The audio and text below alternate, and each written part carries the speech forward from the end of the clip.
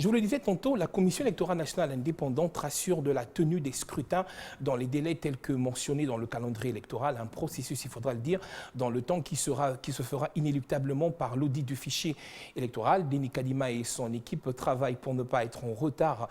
L'alternative a été trouvée, je vous le disais, bien que les acteurs choisis divisent l'opinion, des concepts différents appréhendés par les autres parties prenantes. Alors si la CIME respecte l'indépendance de la CENI, la CENCO par contre reste prudente sur le choix et le mode de désignation de ces acteurs nationaux et internationaux. Le CLC, lui, s'invite également, finalement, il tranche.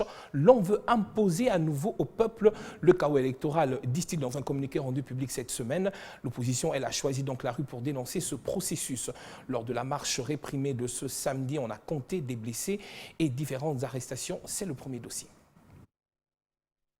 Les trains étant sur le rail, la Commission électorale nationale indépendante ne jure que sur le respect du calendrier électoral. Respect du calendrier et surtout crédibilisation du processus électoral pour des élections apaisées.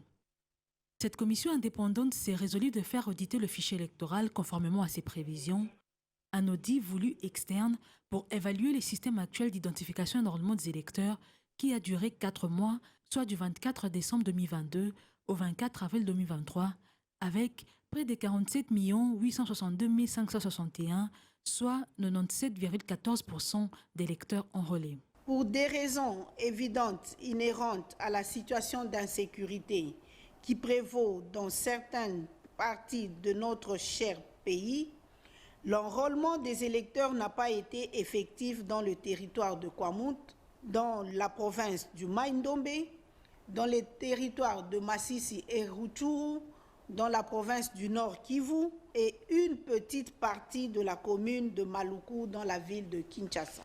Des statistiques qui donnent lieu à l'évaluation du système actuel afin d'identifier les forces et faiblesses pour plus de transparence. Cette compétence de la CENI est bien démontrée dans l'article 56 de la loi électorale portant identification et enrôlement des électeurs qui reconnaît à la CENI l'exclusivité de la mise en œuvre en la matière. Nombre d'enrôlés par sexe. Hommes, 23 371 838, soit 48,83%. Femmes, 24 490 723, soit 51,17%. Pourtant, le refus de l'OIF d'auditer les fichiers électoraux ouvre une brèche sur les réactions des uns et des autres. Il s'agit là de faire main basse sur nos données stratégiques par les organisations étrangères, notamment l'OIF et bien d'autres.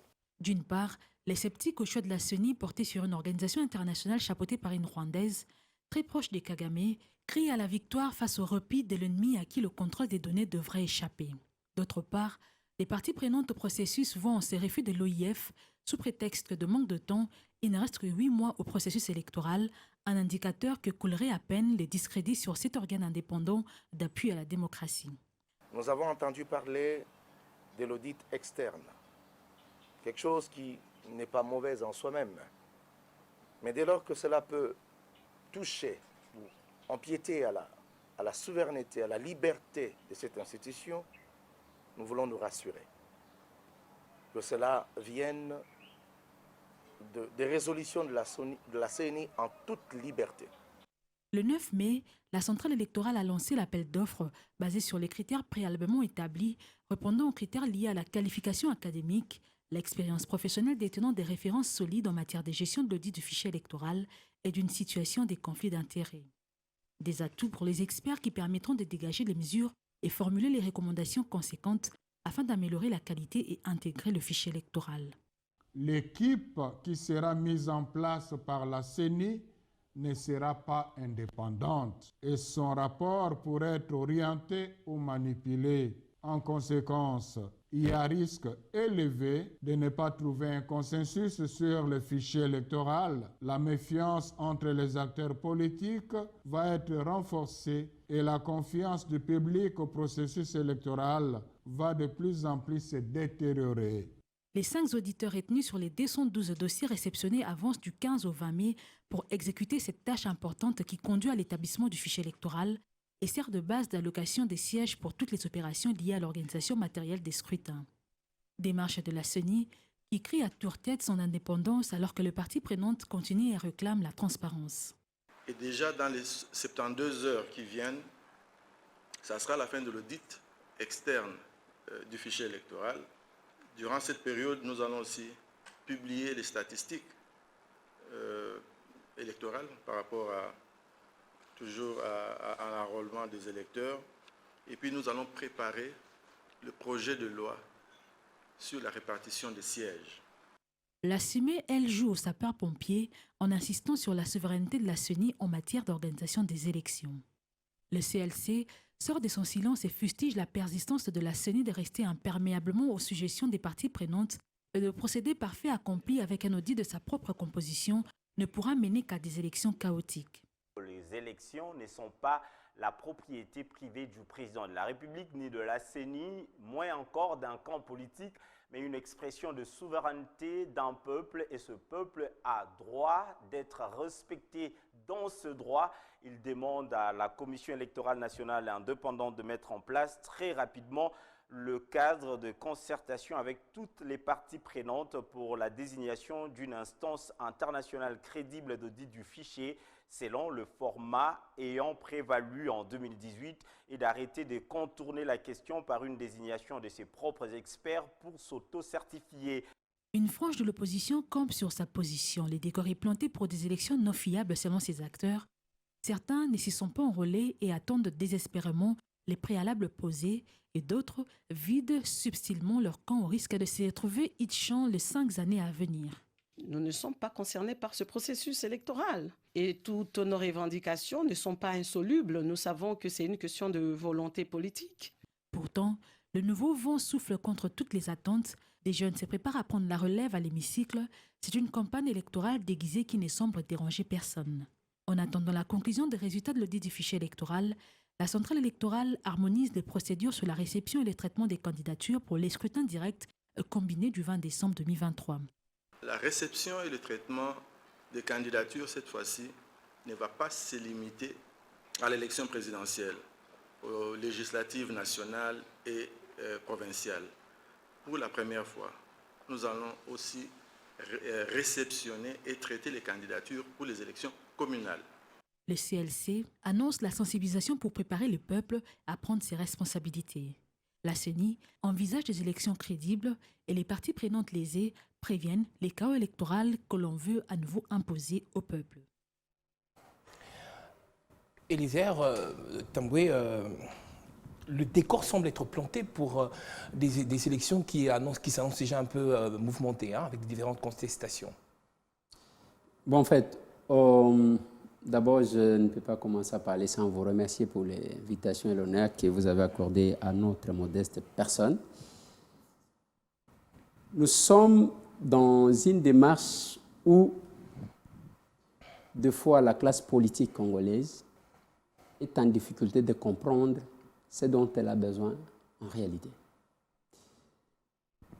Il y a une détermination.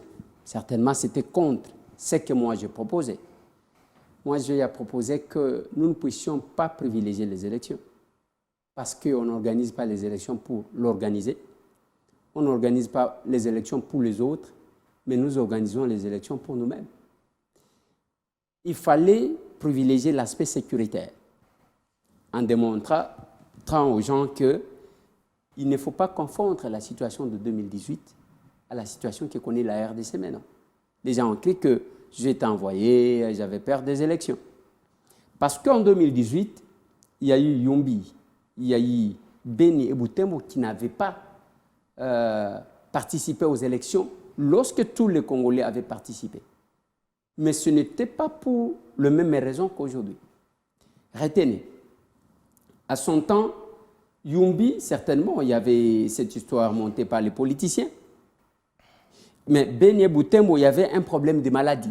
C'était la pandémie, c'était Ebola, qu'on ne pouvait pas accéder.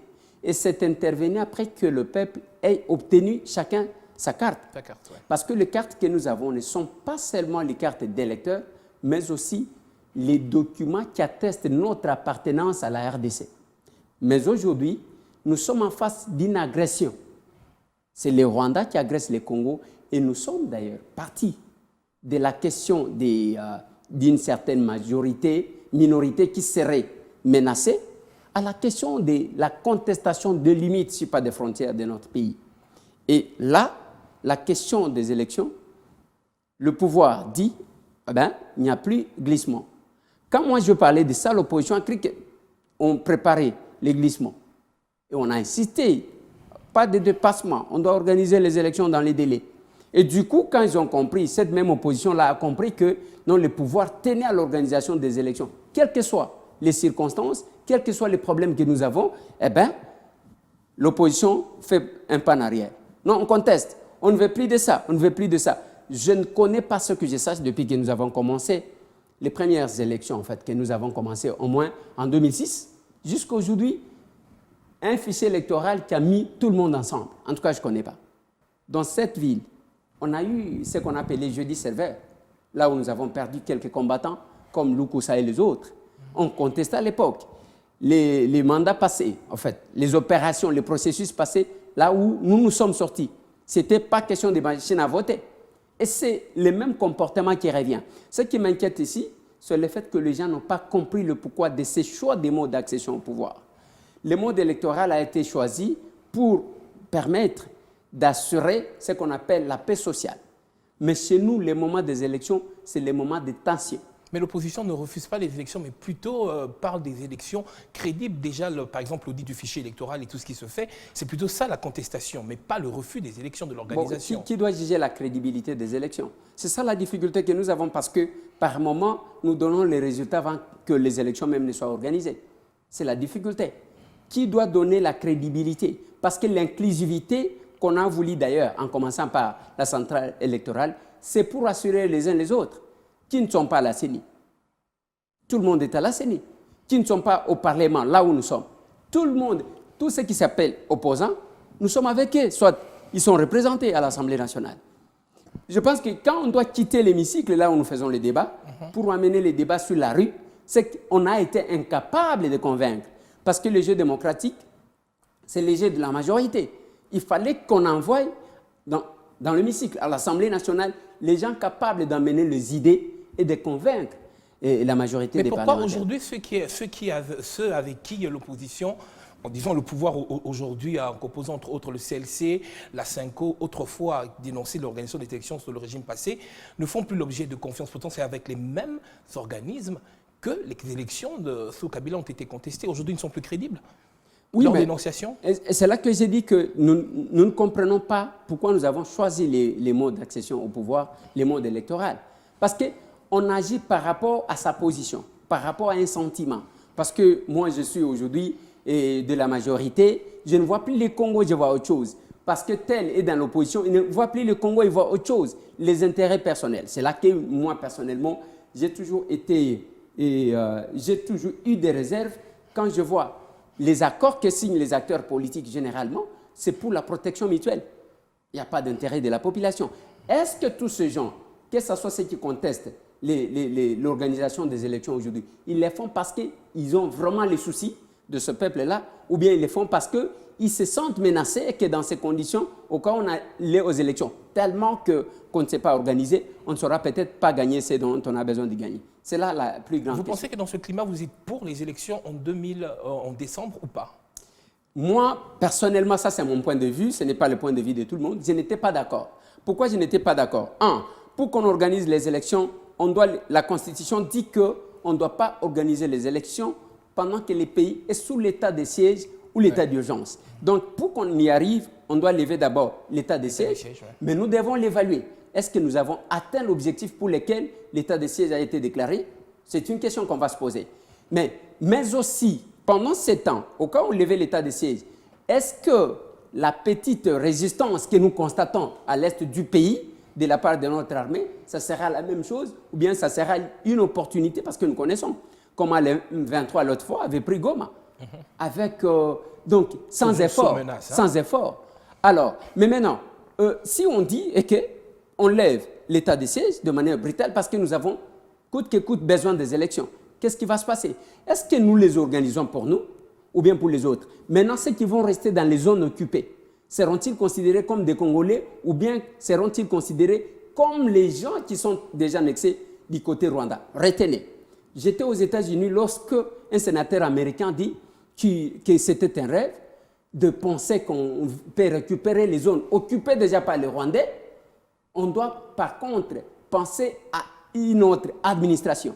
Et quelques temps après, nous avons vu le président rwandais, Paul Kagame, qui déclarait tout haut qui mettait en cause les limites, les frontières, la conférence de Berlin. Alors, nous, Congolais, j'ai même pris la parole à l'Assemblée nationale, j'ai informé aux honorables députés, j'ai demandé à notre bureau que la question de l'Est soit alignée pour que ça soit débattu par nous tous, au lieu que ça soit comme un problème privé, ainsi de suite. Je n'étais pas écouté.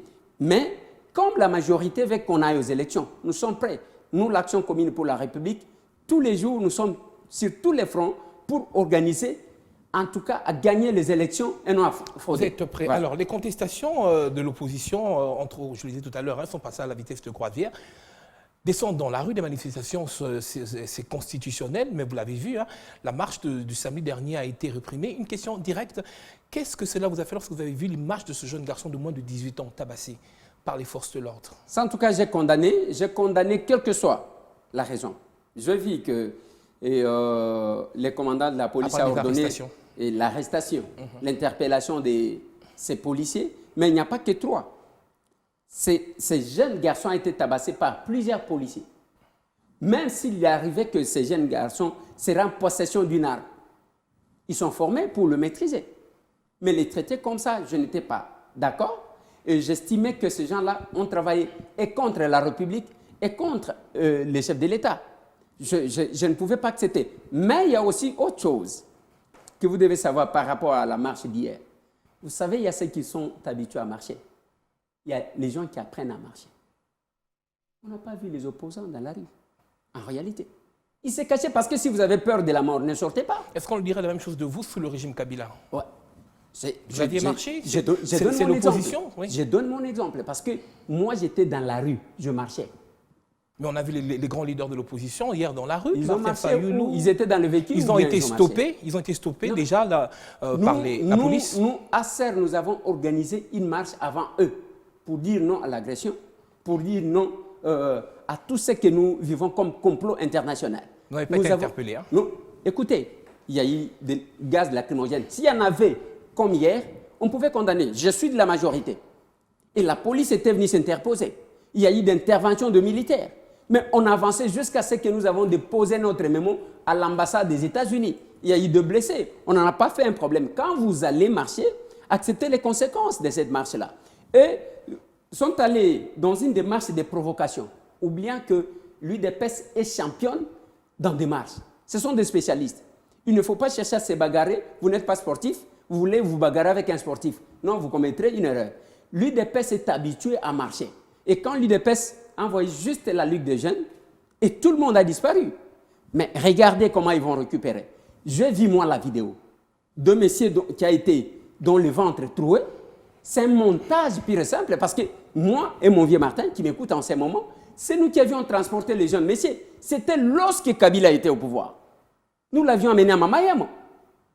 Et je vois, on va ressortir cette image-là qu'on va balancer sur les réseaux sociaux pour aggraver la situation. Si elle est fausse, il y en a qui sont vrais. Hein. Il y a eu des gens qui ont été tabassés si elle est fausse.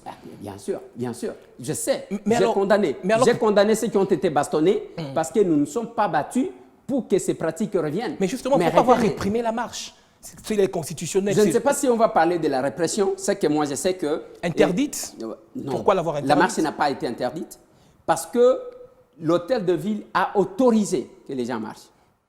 Et se sont donné les itinéraires. Oui. Mais quand on change pour se victimiser, moi j'avais informé, c'est parce que des fois il y a les gens qui ne comprennent pas. Quand on préparait qu'avant la fin du mois de juin, il fallait organiser au moins 4 activités. Tout ça télécommandé. Parce que ce sont les gens avec qui nous sommes battus. Qui sont là et qui ça. Et moi je sais que quand Moïse dit ça, je sais de quoi il veut parler. Quand Fayoul dit ça, je sais. C'est parce que des fois, on est distrait. Il y avait une programmation de 4 actions qu'il fallait mener. Et ce qu'ils ont fait là, c'est la première. La deuxième, ils se comportent, ils cherchent comment pousser les pouvoirs à commettre des erreurs. C'est le jeu politique, on dirait, comme vous l'avez fait, par exemple. Non. On dirait que c'est le jeu politique. Non, mais pas du tout. Pas du tout. Nous, on marchait, on ne se mettait pas dans les véhicules.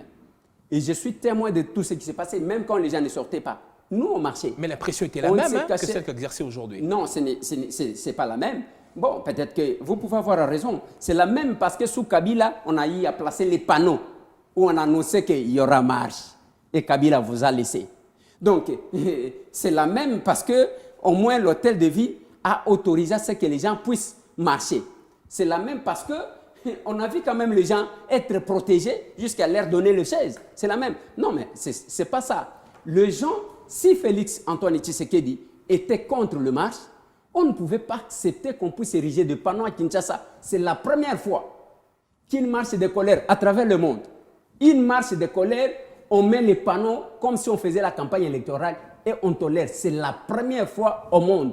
Et nous, quand on s'est battu... C'est une goutte dans l'océan, permettre une publicité, une communication de marche. Bien sûr, ça c'est ça aussi, la liberté que Félix Antoine Tshisekedi Tshilombo les a apporté. Nous, c'était comment on dit, c'était les tracts qu'on marchait. Vous étiez la nuit, on tombe sur vous, on vous prend. Et sur le plateau, comme ça, vous ne devriez pas me recevoir. Vous devriez dire, non, écoutez, c'est sensible. Mais aujourd'hui, il y a quand même les gens qui ont mis les panneaux partout sur toute la ville.